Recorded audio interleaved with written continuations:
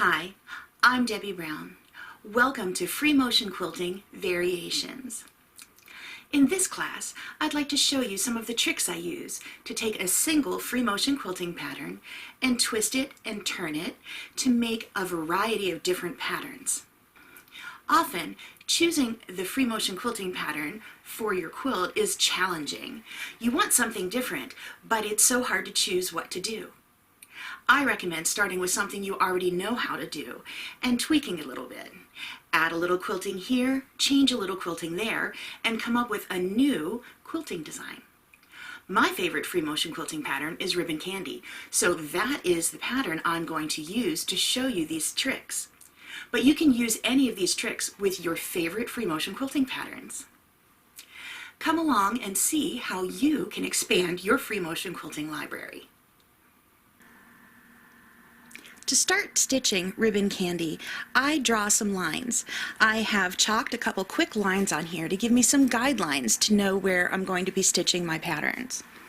I'm going to grab a hold of my tail, bring my machine in, and I'm going to press needle down, needle up, and pull up the bobbin thread, because I certainly don't want to have any tangles under my machine, under my quilt whenever I turn it over. I make a quick knot. Before I stitch Ribbon Candy, I kind of warm up to the task. There's some training wheels that'll get me there. The first thing I'm going to do is stitch away and stitch back, and away and back.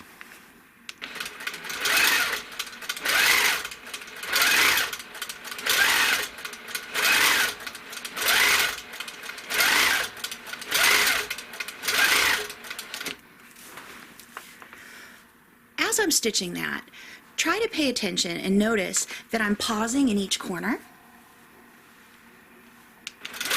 So I'm pausing, pausing, pausing.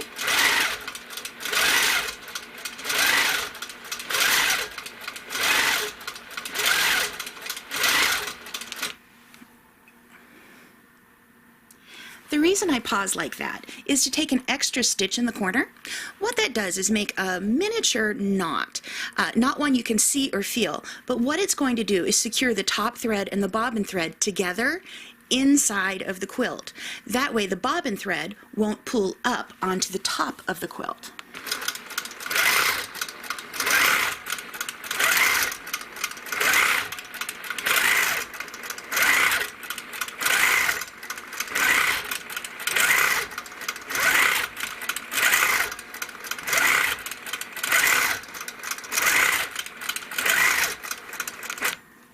Let me make a quick knot to end, pull up my needle. Now I want to cut my thread. I'm going to tug the thread right out of the long arm. As in long arm quilting, the tension discs are always fully engaged. On a home sewing machine, when you lift up your presser foot, it releases the tension discs. That doesn't happen on a long arm. So I'm releasing the tension manually. I can pull the machine away, grab that top thread, just to have it out of the way. I'm going to bring my needle back to where I stopped, and the bobbin thread is looping around under here somewhere, and that way I can catch it by putting the needle down and the needle back up. I now have pulled up my entire bobbin thread, and what I have is a loop of the bobbin thread, and the top thread is solid here. I'm going to cut everything flush with the fabric and throw this little piece of bobbin thread away.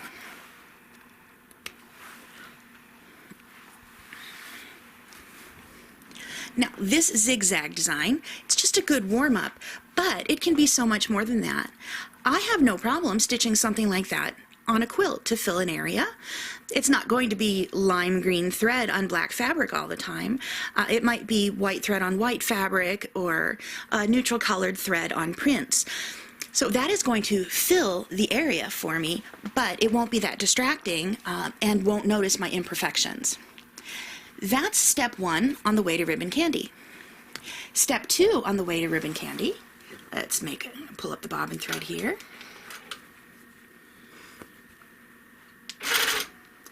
What I'm going to do now is stitch up and over and down and under, and I'm going to make this continuous.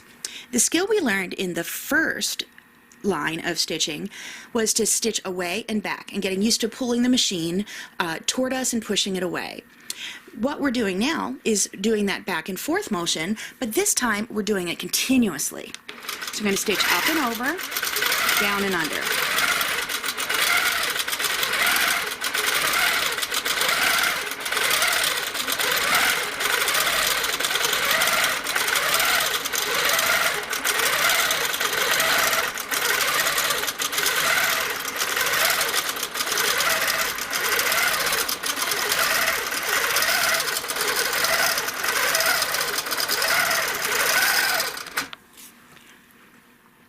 When I get to the end, I'm going to make a knot again, pull the thread, and bring up my bobbin.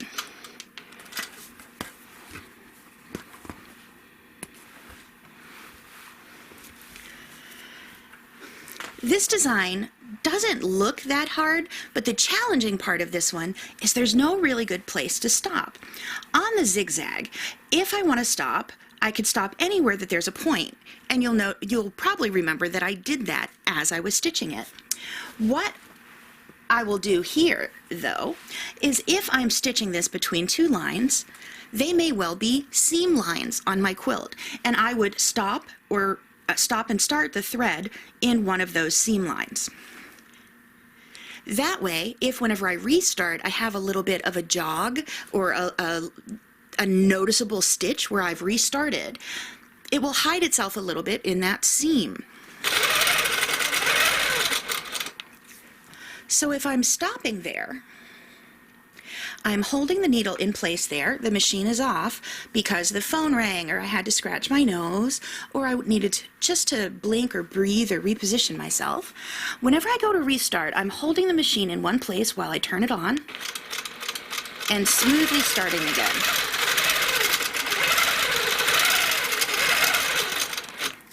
You can see there's a really slight jog at the top of this stitch path here.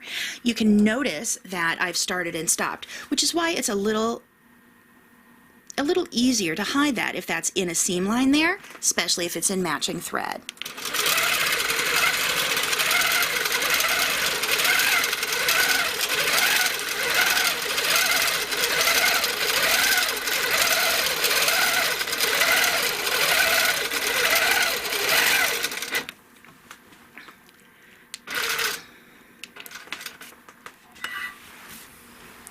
So I'm a little more warmed up. Make my knot, and it's going to be time to start trying to stitch some ribbon candy.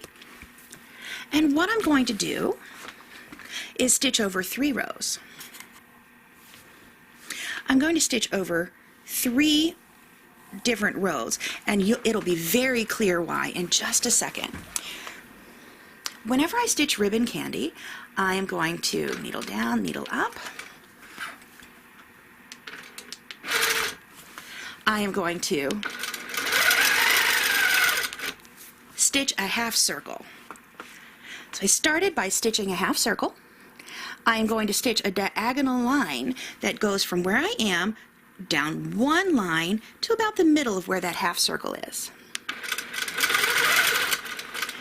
And now I'm going to stitch another half circle and a diagonal line backwards. Up and over, diagonal line, down and under, diagonal line.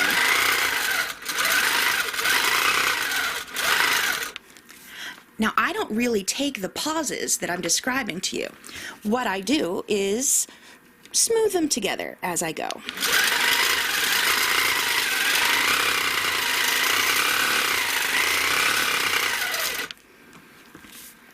And you can notice in the stitching there that they don't all touch each other. They don't all not touch each other. Some of them hit the line and some of them don't. What's really fun about this pattern is that most people aren't going to come up to your quilt with their nose on your quilt with a ruler in their hand to make sure that these are all exactly the same size. It's a matter of texture and filling the space. Now that I've learned to stitch it into those rows of thirds, I'm going to show you what it looks like doing it in a single line.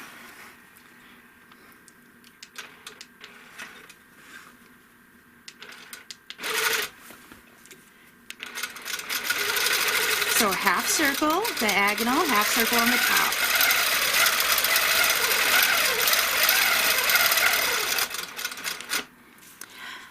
When we talked before about stopping, the same rule that applies to the straight up and down curves applies to the ribbon candy.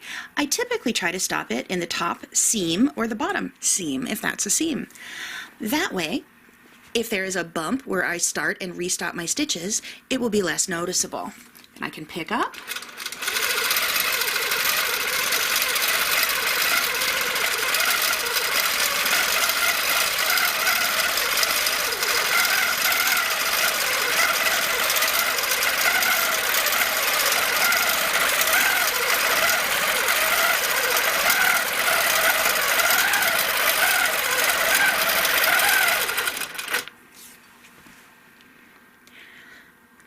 I like to say if one row of ribbon candy is good, a second row is even better. So I'm going to stitch a second row from right to left this time. Most of the patterns I do stitch from left to right because that's the way I read and that's the way I think. But while my needle is over here, it's perfectly acceptable to come backwards.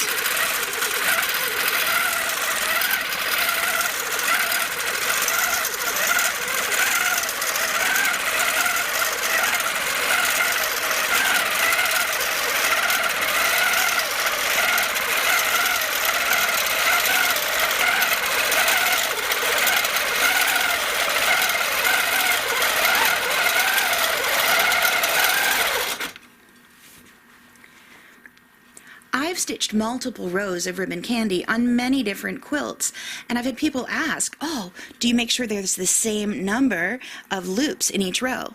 No, I don't. I'm only going for texture. Remember, this is typically not done with bright thread on black fabric. It's typically done in matching thread on a useful quilt just for texture. Now that I've shown you the basics of ribbon candy, I want to show you a couple quick and easy variations. And easy might be not the right word because everybody's going to have a different level of challenge with a new design. These are going to be simple to understand and possibly a little harder to execute, but you can get it with practice. So the first thing I'm going to do is come down to this row, and I am going to stop in the bottom. I'm going to double the bottom half circle. So 1, 2, and then back up, 1, 2.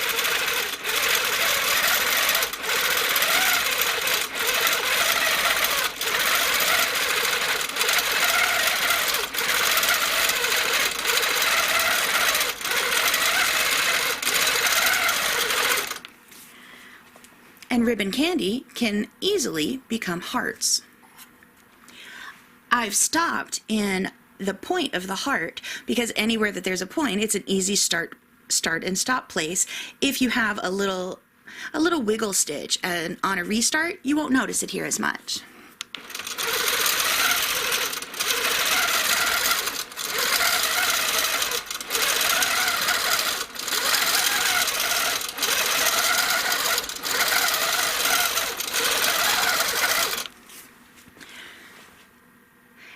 It's a more intricate ribbon candy, very sweet on a child's quilt or anything where hearts are appropriate. Now let's work on a little bit of lace. I'm going to start with basic ribbon candy, half circle at the bottom, diagonal, but this time I'm going backwards too far, so I'm overlapping my pattern.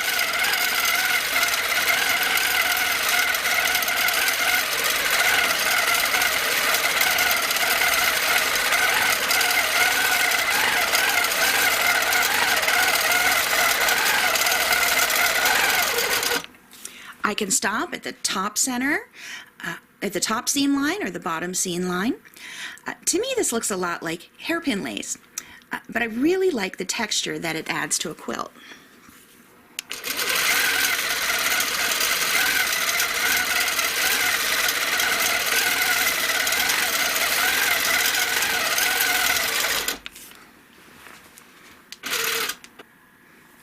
one last variation is, instead of making the curves up and over and down and under, I'm going to make them inside out. It'll make sense in just a second.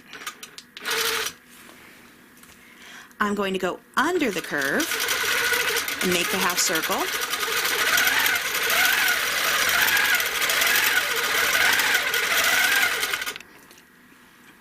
More of a wishbone pattern. Let's continue on.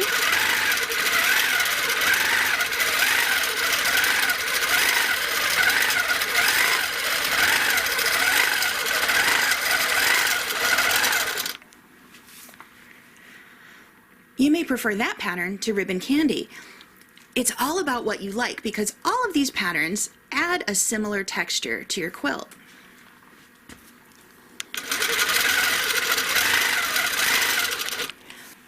I have to confess that this pattern is a bit of a challenge for me.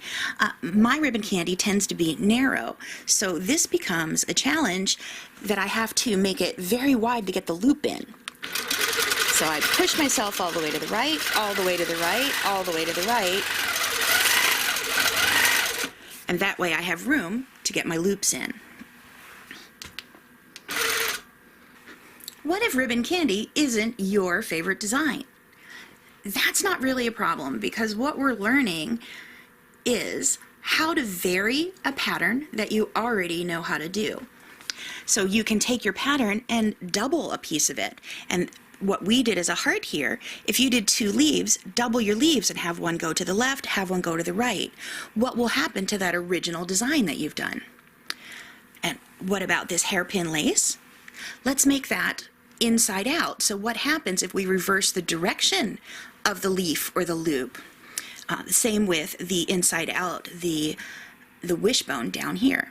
So what I'm going to continue to show you are more exercises to put your quilting through, whatever your favorite pattern is.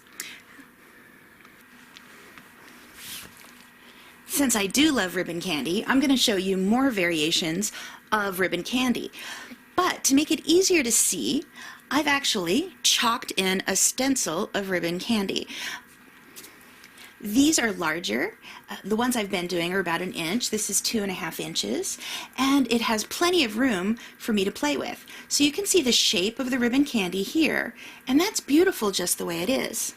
However, we can do more. Look at this space in here. There's more space in here to add more quilting. My personal philosophy is whoever puts the most thread on a quilt wins. So let's see if we can add some more quilting inside of this ribbon candy. I'm going to follow the stencil, but I'm going to follow it approximately. I'm not worried about it. It's just there. I'm not worried about following every line exactly, because the lines are going to go away. This is a pounce powder that's going to iron away when I'm done with it. No one is ever going to know if I missed the line or hit the line. What I want to do is be smooth. And this gives me an approximate shape. So I'm going to start stitching at the top here, do 1/4 of a circle, take my diagonal line and stitch to the bottom center right here, and then I'm going to stop. This bottom teardrop of the ribbon candy is I'm going to stitch a loop, and I'm going to stitch a loop up into this blank space and back down exactly where I started. And stop. And maybe I'll stitch another one and stop, and another one and stop. Because if 1 loop is good, 2 are better, and 3 are even better. Let me show you another one. We're going to go up to the top, pause in the center, 1 loop, 2 loop, 3 loop, and down to the bottom. 1 loop, 2 loop, 3 loop, and back to the top. None of those are designs we haven't seen before. We've seen loops, but I love the way they look when they're nested inside of the ribbon candy. So I'm going to stitch 1 loop, a 2nd loop, a 3rd loop, and back. 1 loop, a 2nd loop, and a 3rd.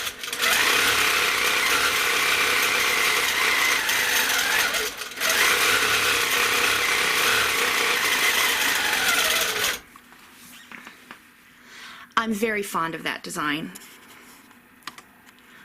I use it on so many quilts, and people can't figure out how I got it in there. They'll go, oh, that's so intricate. Did you do it with a computer? No. They're like, wow, that looks really amazing. And I'm like, I know. Once you know how to do it and train your body to make the motions, you can do this. So I'm going to do a couple more.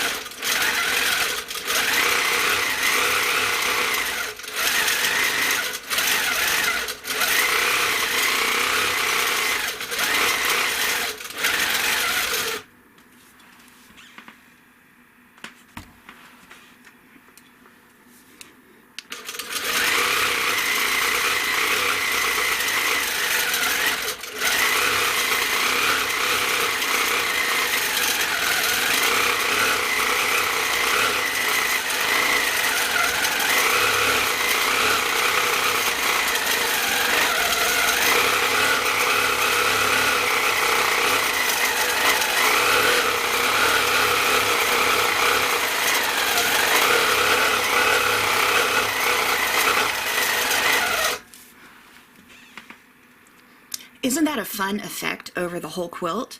I love doing that for my borders. Whether I do the ribbon candy free motion or use a stencil, it still fills the space beautifully. Let's try another design inside of the ribbon candy. The loops are great. If you think of your favorite free motion quilting pattern, is there somewhere that you could add a loop or 2 or 3 that would enhance your design? It's just taking what you already know and stretching it out a little bit, adding a little bit of pop here and there. What I'm going to do is stitch to the bottom center, and I'm going to stitch a curl.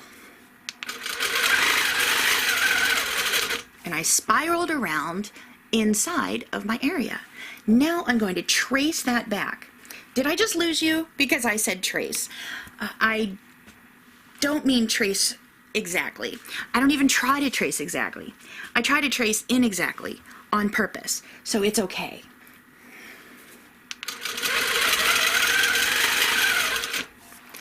So I traced the swirl back down to the bottom center.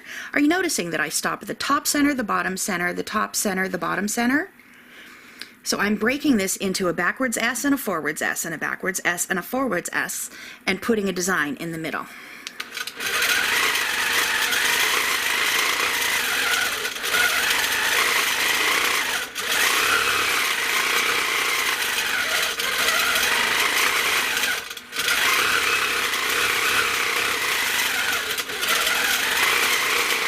Stop at the top.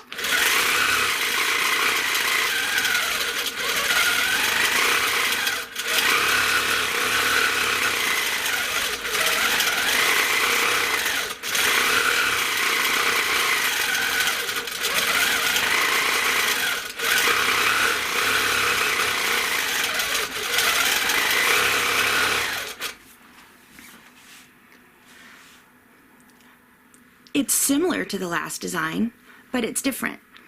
I have my swirls are all really fat and filling the area. I could make them larger, I could make them smaller, and that's going to change the look of the pattern. My border can look at however I want it to look, depending on the variation that I choose.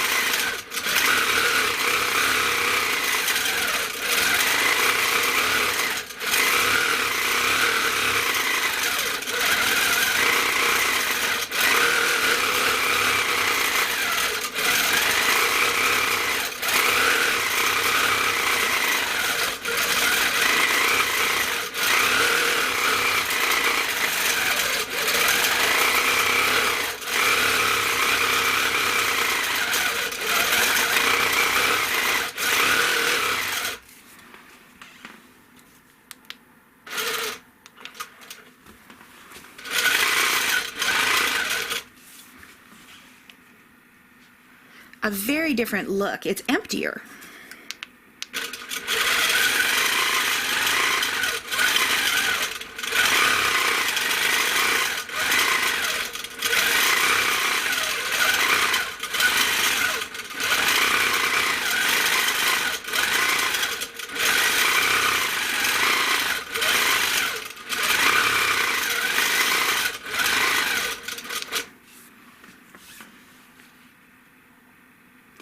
I love that it gives me a direction. It pulls my eye toward the middle more than toward the outside. As I got used to stitching this, I had to start and stop in the middle of the top and bottom each time. Stop. Up, stop, down, stop. Up to the top, stop. Down, stop, up, stop.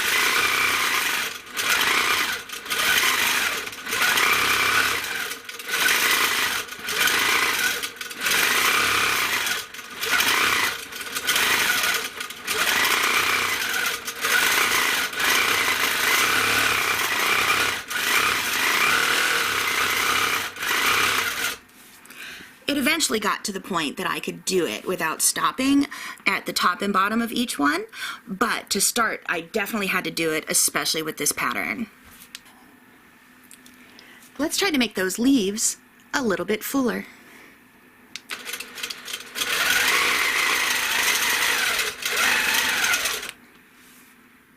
There's my leaf, but maybe I can put a swirl inside of it, like a vein in the middle of a leaf. And back to the beginning.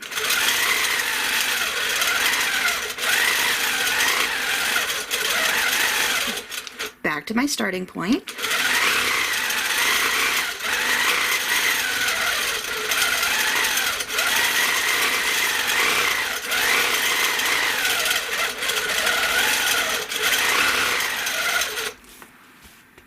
Doesn't that look like a different pattern now?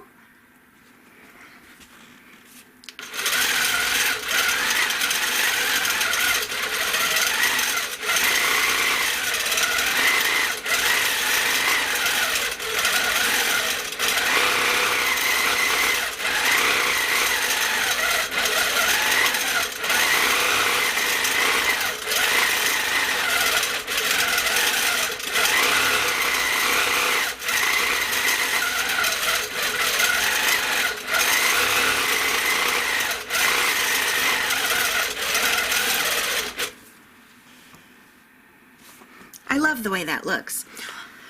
What if a swirl in the middle isn't the way you picture the stem of your leaf?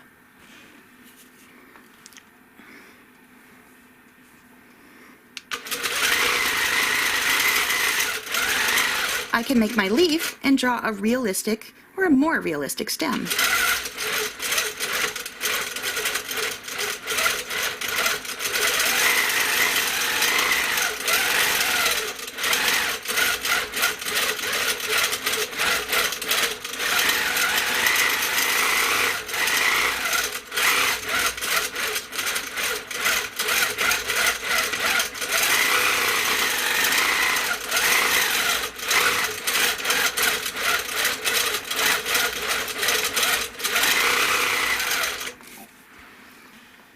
What do veins look like to you inside of the leaves?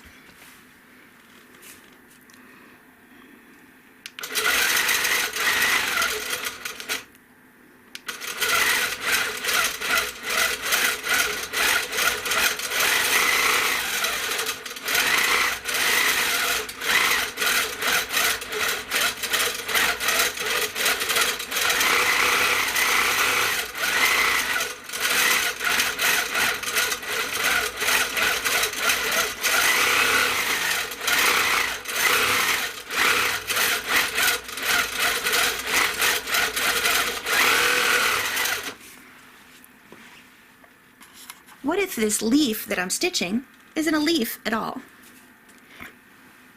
I have a leaf, I have a circle, and a spiral.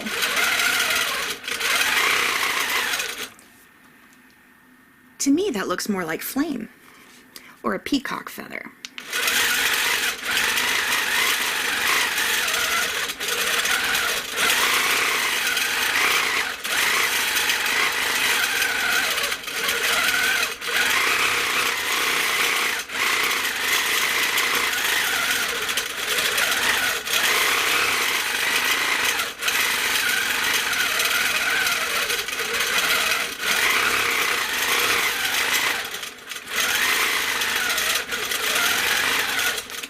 to do the leaf all together. Have you ever lost track of what you were doing while you were quilting? What's cool about this is now that I've stopped at this top, and go back and add the leaf, and after the whole quilt is done, no one will notice that that one has a circle that's just a little too big. And if they do, I'll give them a sticker and say, good job, you found it. I have fun picking my favorite free motion quilting shapes and just mixing them up inside of the ribbon candy.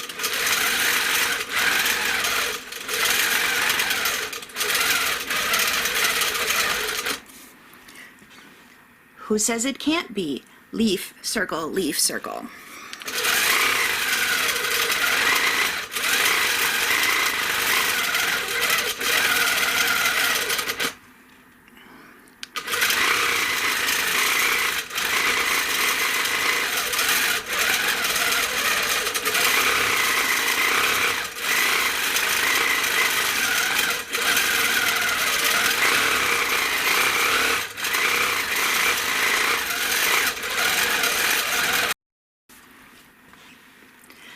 If you look at each one of these up close, they're not straight.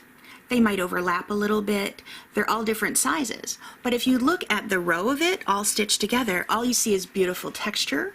And here you'll see color, but if I have a matching one, I'll see the texture. That's what we're going for here.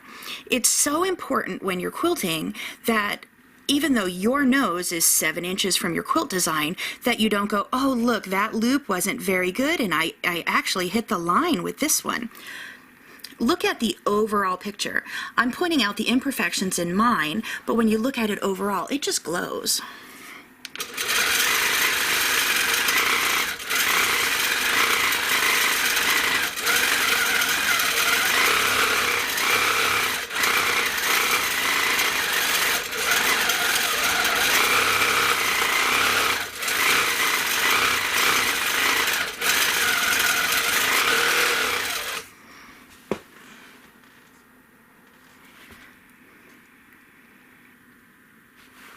Does what I stitch in the ribbon candy have to match from the bottom loop to the top loop? I don't think so. And a leaf.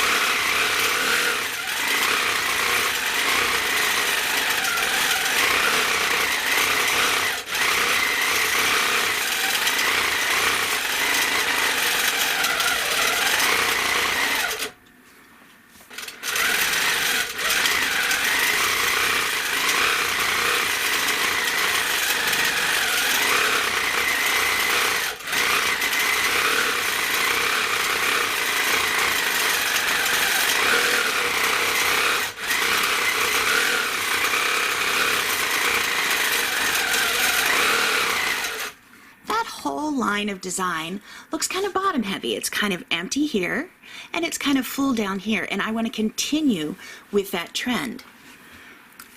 So I am going to use the edge of my foot and I'm going to retrace around the outside, but I want to stitch that 1/4 inch away.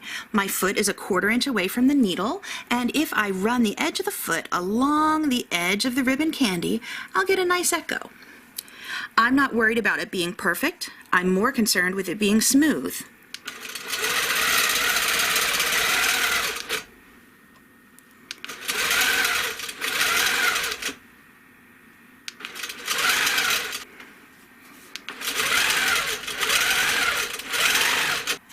So you can see that whole row with an echo around it, and I'm going to do another row of echo.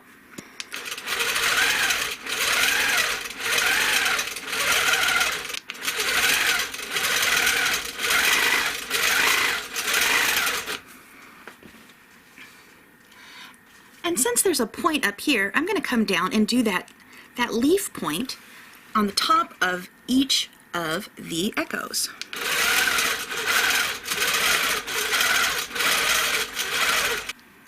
To me, this design has a lot of direction with it. It's going to move my eye. I'm going to see the motion down here, and this is emptier up here. If I were looking for this to be decorative on an art quilt, I might choose to put a crystal in the center of each of these leaves because it's really framed well on there. Otherwise, it feels very bottom heavy, and I like it that way. It gives me a lot of motion. Do you have a favorite free motion quilting pattern that you can alternate with another design? And one that might benefit from having some echoing around it or some points around it? These same principles can work with any of your favorite machine quilting designs. Now on this next border that I have here, I have a great big wide border, and I have some ribbon candy right in the middle of it.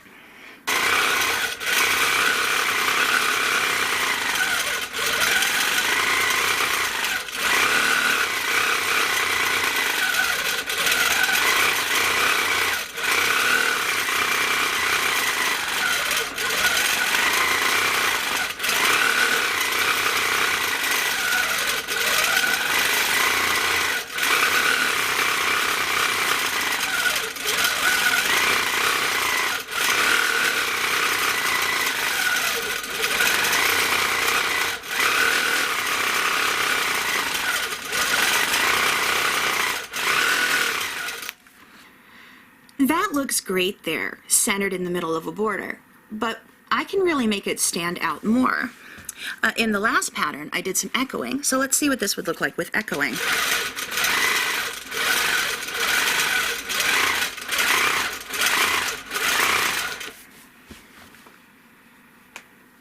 Okay, it's still centered in the middle of my border, but I want to bring the design down to the border. I want to bring the stitching down to the border so that the ribbon candy really pops up. I'm going to stitch a series of straight-ish lines, free motion.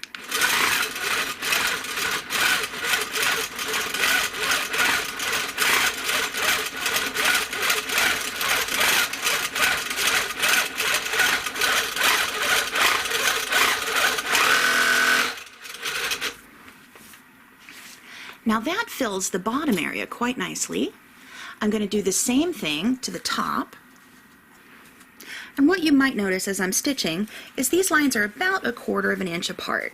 I'm stitching over, down, over, up.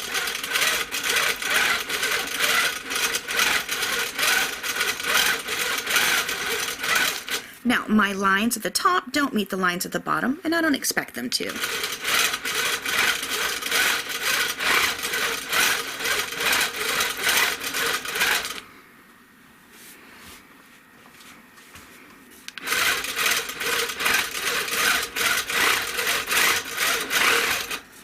Can you see how quilting the background there makes the ribbon candy stand out even more? I love the way the thread and the fabric play together so that you can echo something and quilt around it, which more quilting here actually makes it sink down to make this become the foreground.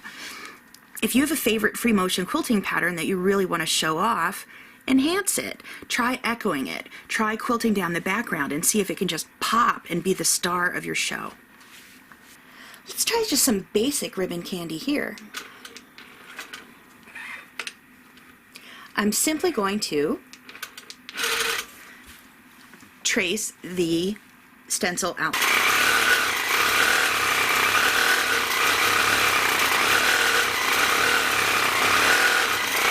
That looks good, right? Let's see what we can do and what variation we can add to make this pop.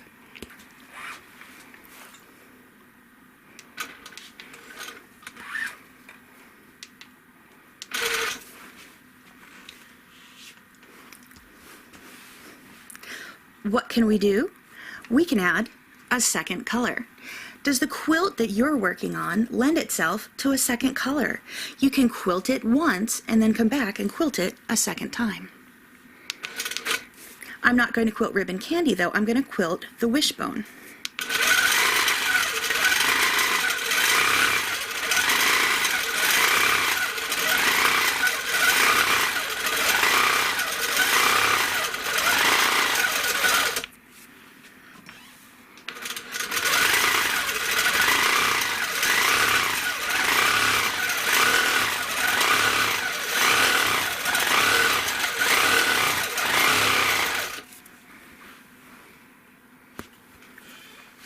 Does that give the quilt a surprising pop? You can do that with a single color, but the second color really makes it stand out. And I can continue to quilt in the background as well.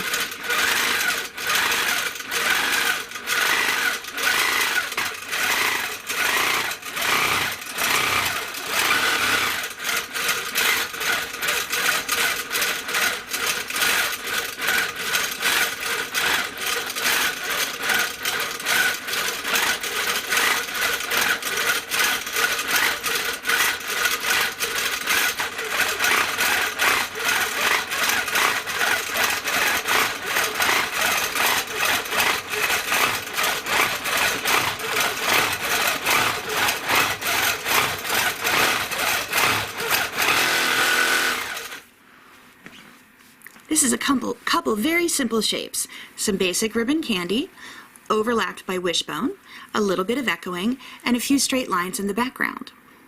Variations in quilting doesn't have to be about doing 200 different designs. It can be about doing 5 or 6 different designs well and mixing them and matching them to give the effect that you want on your quilt. Thank you for joining me for Free Motion Quilting Variations. I hope you had some fun, got some new ideas, and are ready to jump into your next quilt project. Happy quilting!